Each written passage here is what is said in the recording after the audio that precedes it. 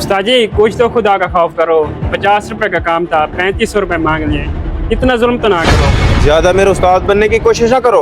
मुझे पता है मैंने क्या करना है। जाओ अपना काम करो। बड़ा आया मुझे समझाने वाला। ठीक है उस्ताद जी, लेकिन आप कार गलत रहे हैं। बड़ा आया ईमानदार।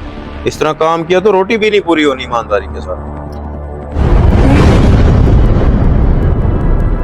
राशिद भाई तसल्ली से काम किया ना इसका, अब तो कोई प्रॉब्लम नहीं करेगी, सब ओके है ना? कैस भाई आप बेफिक्र हो जाएं। इसका काम बड़ी तसल्ली से किया है मैंने। आपको परेशानी नहीं होगी इंशाल्लाह कभी। उस्ताद का कुछ तो करना पड़ेगा, ये ऐसे बाज नहीं आएगा। ठीक है राशिद भाई, 3500 कहा था ना आपने? हाँ कैस भाई आपके लिए 3500 का आता। आपको तो पता है आपसे भाइयों वाली बात है। ये ले। 1 मिनट रुकें कैश भाई, उस्ताद आपके साथ बहुत बड़ी ज्यादती कर रहा है। तो बात ये क्या बकवास कर रहे हो तुम? 1 मिनट रुको। शहबाज क्या बात कर रहे हो, कौन सी ज्यादती? कैश भाई बात